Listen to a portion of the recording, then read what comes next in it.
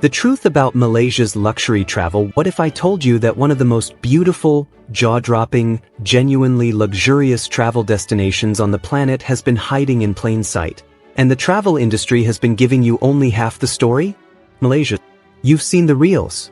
The infinity pools over rainforest canopies. The turquoise water villas. The Petronas towers glowing gold at night. It looks like a dream wrapped in affordable price tags. And that's exactly what makes it so dangerous to get wrong. Because here's the truth that nobody in the luxury travel space wants to say out loud. Thousands of travelers fly into Kuala Lumpur or Langkawi every single year expecting a certain experience. And what they find is something very, very different.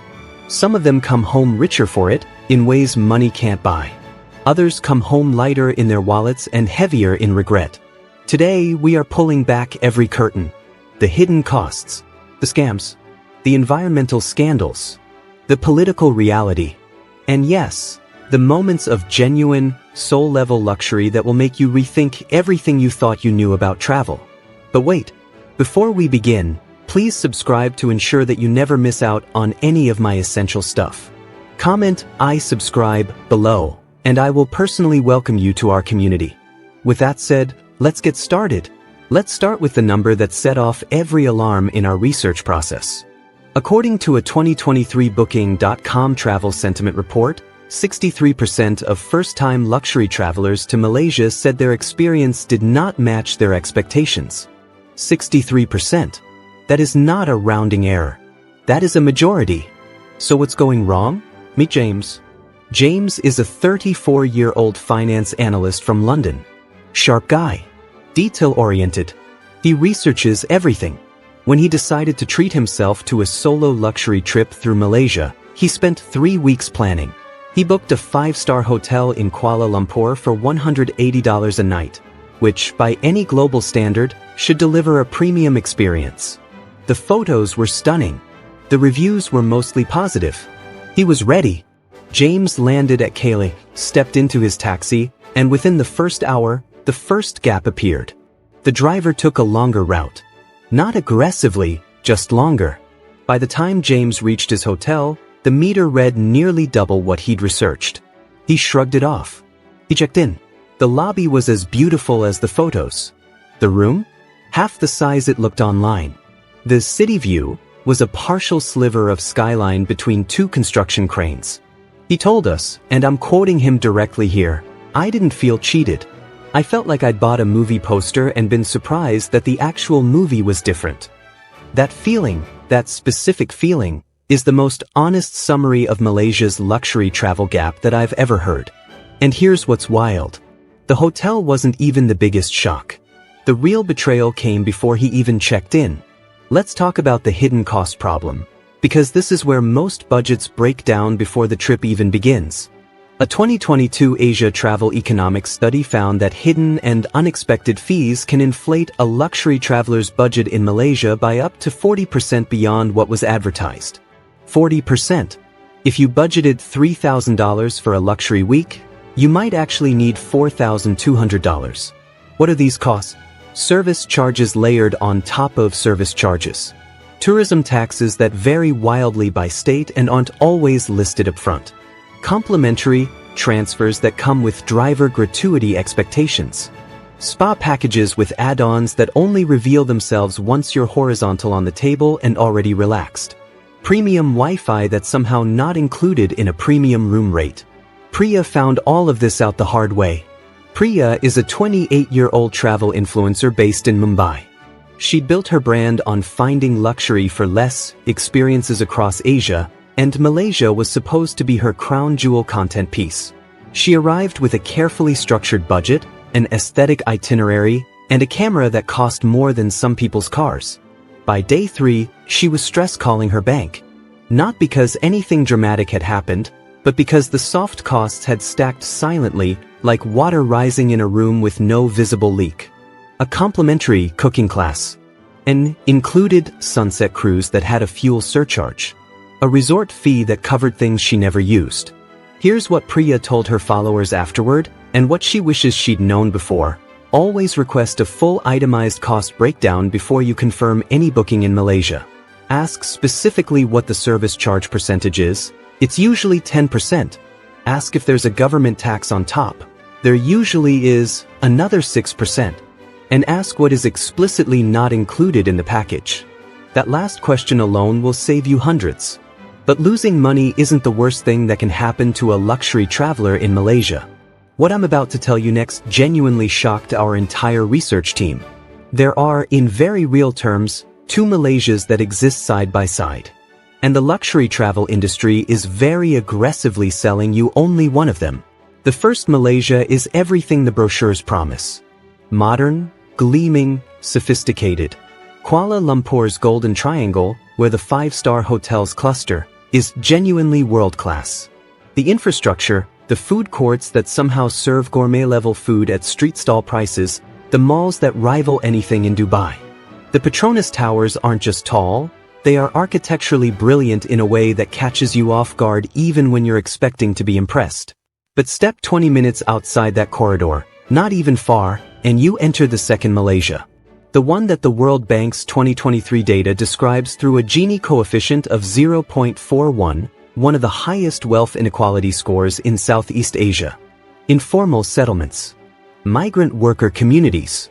Markets where the prices are not tourist prices because tourists rarely find them. David and Sophie are a couple from Brisbane, Australia. They'd saved for 2 years for this trip. They were staying in a beautiful boutique hotel in the heart of the city. On their third day, they took a wrong turn, genuinely just a wrong turn while looking for a cafe, and ended up walking through a neighborhood that wasn't on any tourist map. Sophie told us it was the most important thing that happened on the entire trip. Not uncomfortable, she said. Not unsafe.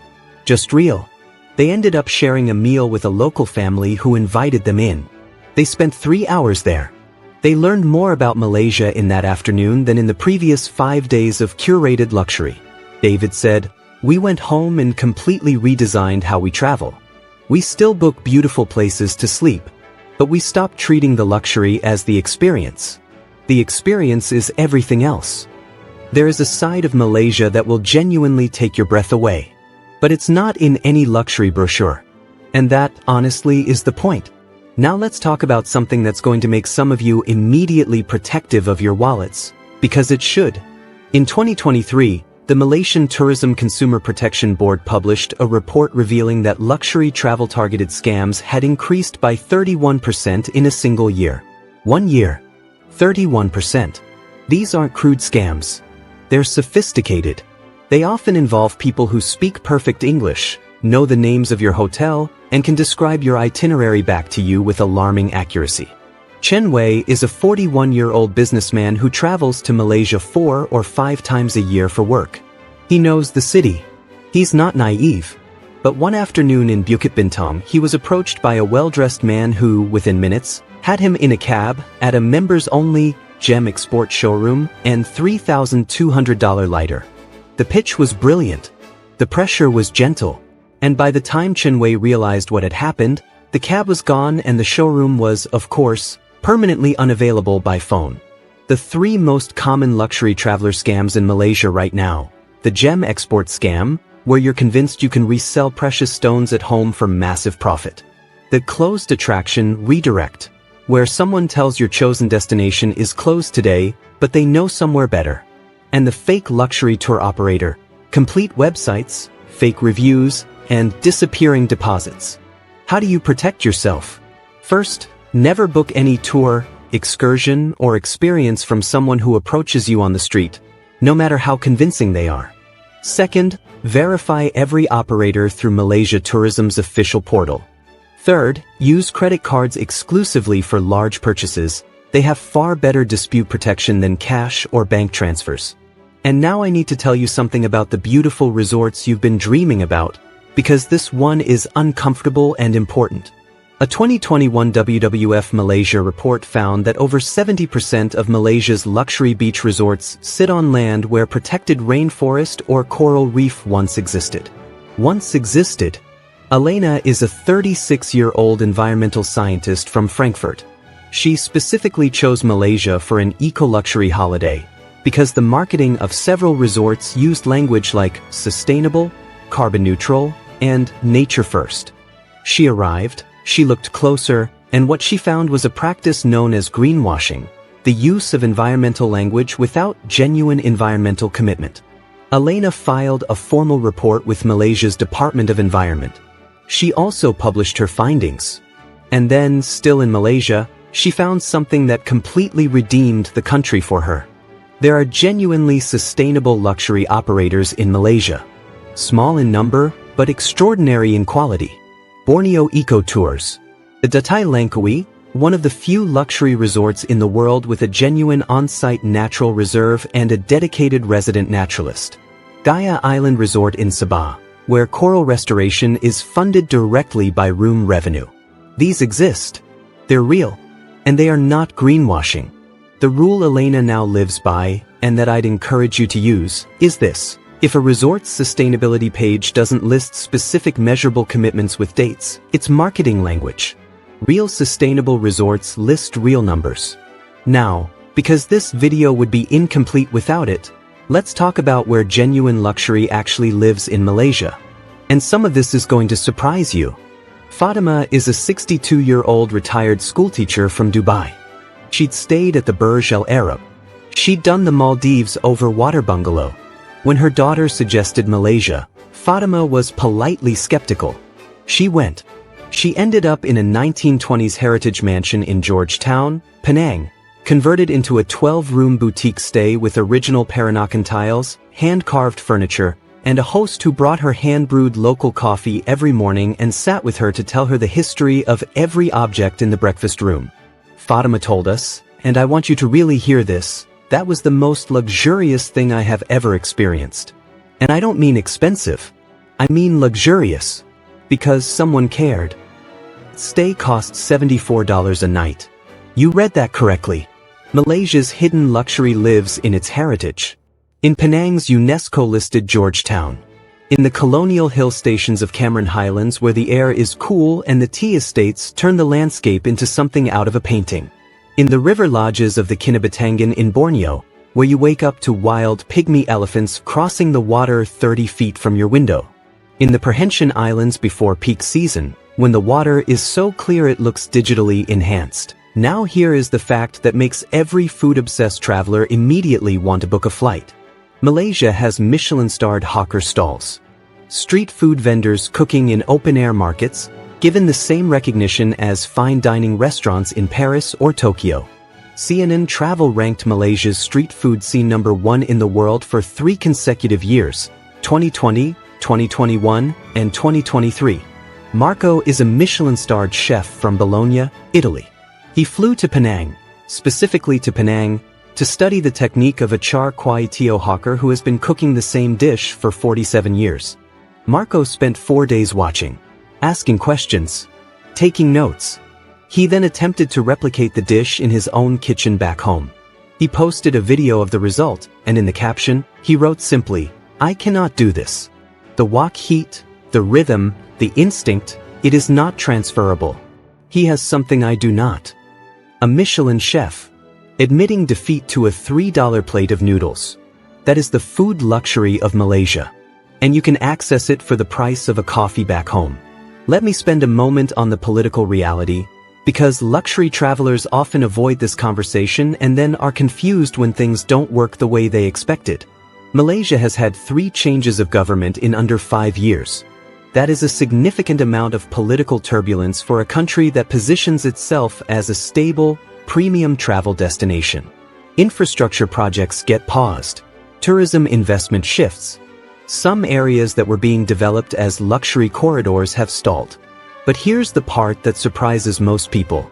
Despite all of that political noise, the Global Peace Index 2023 ranks Malaysia 25th in the world. Safer than France.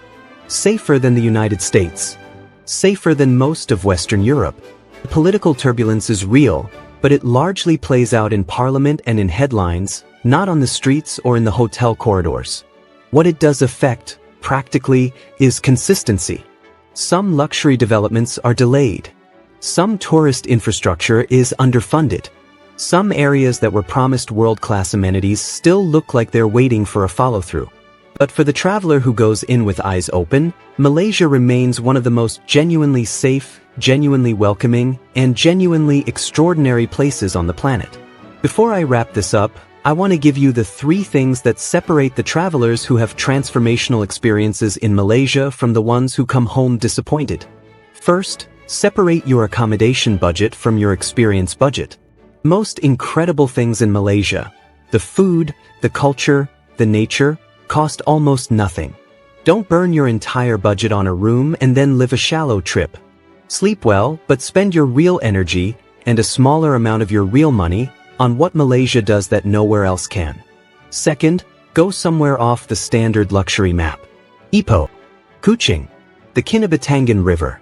Tanagar, one of the oldest rainforests on Earth, older than the Amazon. These places will redefine what you think luxury travel is. Third, ask locals where they eat, sleep, and spend their weekends. Not hotel concierges. Locals. A hotel concierge's recommendations are filtered through partnerships and commissions. A local's recommendation is filtered through love of their home. Those are very different things. Now, here's the thing I want you to sit with. Malaysia is not a perfect destination. No destination is. It has a luxury gap between what's marketed and what's delivered. It has environmental issues it hasn't fully confronted. It has political instability that creates infrastructure uncertainty. And it has scams that specifically target people with money and high expectations. But it also has food that makes Michelin chefs humble. It has rainforests older than human civilization. It has a cultural depth, Malay, Chinese, Indian, indigenous, layered and alive in a way that is genuinely rare. It has people who, when you leave the tourist track, will invite you into their lives with a warmth that you will not be able to explain to anyone back home. The truth about Malaysia's luxury travel is this: the luxury is real. But it doesn't always live where the price tag says it does. So here's what I want you to do right now. If this video opened your eyes to something, if it changed how you'd plan a trip, or made you rethink what luxury actually means to you, share it with someone who needs to see it before they book. Because travel misinformation is expensive, and the people who go in informed are the ones who come home transformed. And here's the question I'm leaving in the comments section for you. After everything we've just unpacked, would you still book a luxury trip to Malaysia? Would you go 5-star and budget carefully? Or would you do it completely differently, boutique, local, off-map? Tell me your honest answer below. Because the comments section on this one is going to be genuinely fascinating, and I read every single one. This has been the truth about Malaysia's luxury travel. I'll see you in the next one.